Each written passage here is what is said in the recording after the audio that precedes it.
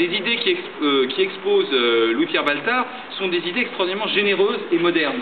C'est-à-dire que la prison n'est absolument pas vécue comme un lieu d'expiation où le prisonnier doit rembourser sa dette à la société, mais un lieu de reconstruction morale de l'individu.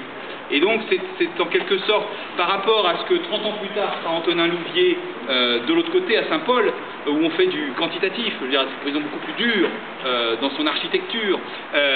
On est là-bas c'est ce que j'appelle la prison expiation. Et ici c'est plutôt la prison rédemption. Et d'ailleurs ça se ressent dans cette architecture qui est beaucoup plus inspirée des cloîtres médiévaux, d'une sorte de cité idéale comme un petit forum romain. Et croyez-moi sur parole, quand tout sera redégagé, vous aurez ces arcades de portiques, ces transparences, ces espaces à la fois clos et ouverts les uns sur les autres, qui vont retrouver de façon évidente toute leur qualité. On est en plus dans un discours qui est un discours à l'époque internationale, hein, c'est l'architecture néoclassique qui se comprend d'un bout à l'autre de l'Europe, même dans le Nouveau Monde, et donc c'est une sorte de langage universel où chaque chose peut s'exprimer. Et ici, on est dans l'ordre et la raison. Cet ordre et cette raison sont mis au service donc d'une pensée qui est celle de, je dirais, d'un certain bien-être, surtout d'une reconstruction morale de l'individu. Et on réorganise, je dirais, les lieux comme on cherche à réorganiser les esprits. Et c'est tout à fait, je trouve, tout à fait intéressant. Et on le ressent ici, autant quand on visite Saint-Paul, c'est un endroit qui est prégnant, où on est mal à l'aise, où on ressent, si vous voulez, la prison. Autant ici, quand on fait abstraction de ce qui est en mauvais état, médiocre, rajouté, on sent les qualités d'espace, si vous voulez, qui sont totalement différentes. L'échelle est assez petite, on est dans un monde certes clos, mais plutôt un monde protégé, je dirais, qu'un monde hostile.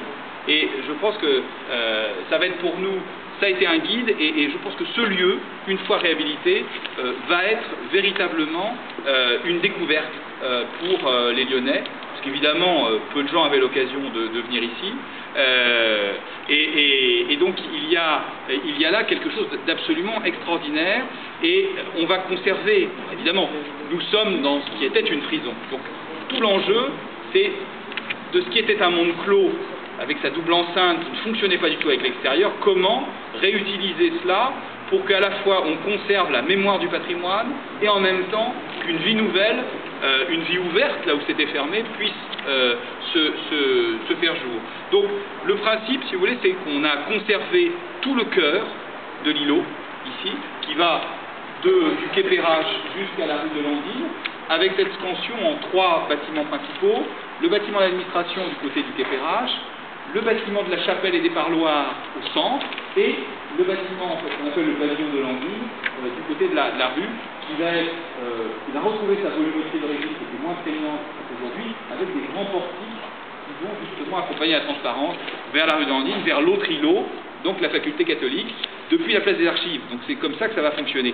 On pense évidemment que la clientèle, indépendamment des riverains, des usagers, c'est que aussi bien des bureaux ou des logements, c'est que la clientèle ici, ça va être aussi tous les étudiants, parce que l'îlot Saint-Paul va être bâti à quasiment 100%, avec une très grande densité, hein, pour la faculté, et ici ça va être en quelque sorte le poumon de respiration.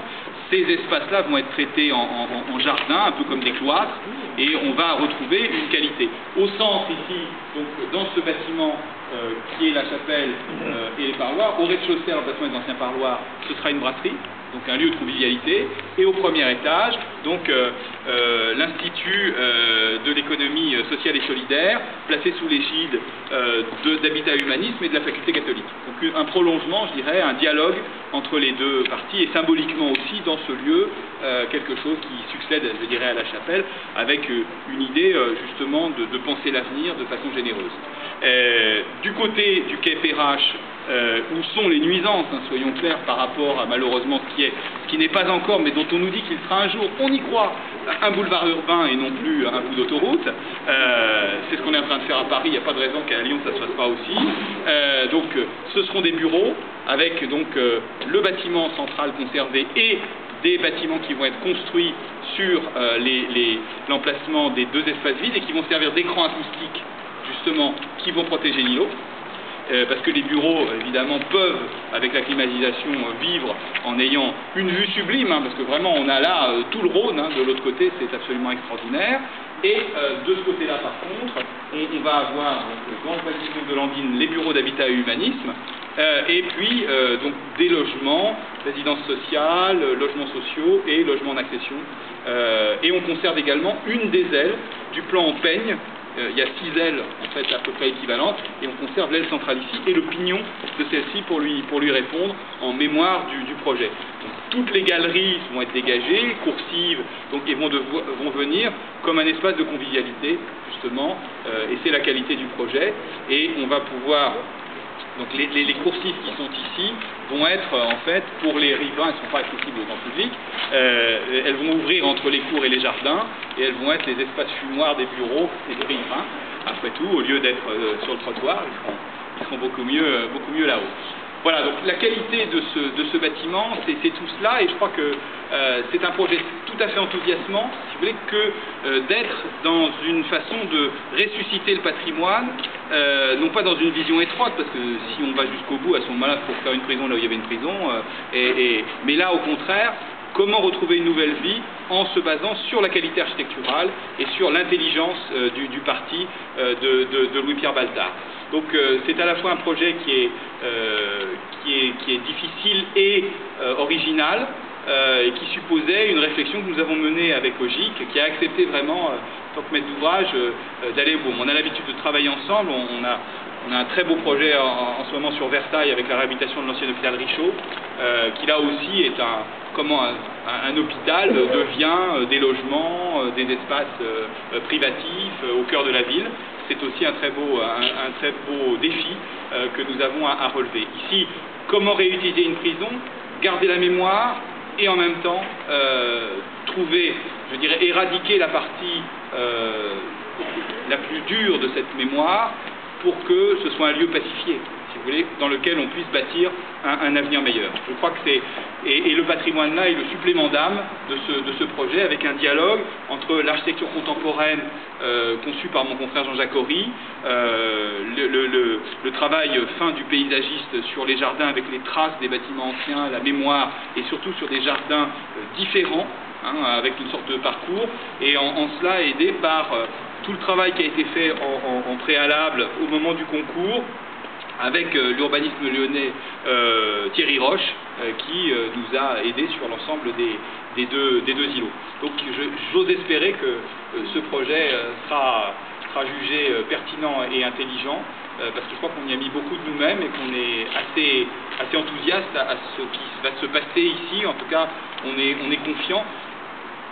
C'est un lieu magnifiquement placé. On est vraiment en introduction à Confluence. On est de l'autre côté, j'allais dire, du vieux Lyon. Bon, c'était au-delà des voûtes. C'est un endroit qui était chargé d'une histoire dure et qui, demain, va être au contraire un lieu de passage. Et donc on a la chance d'être au cœur de l'hypercentre, à côté des moyens de transport, des liaisons, de toutes les commodités, je dirais. Et c'est pour nous, je dirais, quelque chose. Je crois qu'il y a de l'or dans cet endroit. Il faut le révéler sous la gangue, et on est tout à fait capable de le faire. Alors, l'architecture est évidemment austère, parce que on est dans, vous voyez, dans dorique grec sans base, inspiré de Pestum. Donc c'est parce qu'il faut aussi montrer que c'est un lieu qui est consacré quelque part à la méditation et à la reconstruction, et pas au plaisir. Et en même temps, il y a un grand calme, vous voyez ici, une grande qualité de ces grandes séquences de vue. Donc je vous propose qu'on le partage un petit peu par une déambulation. Ici, bien entendu,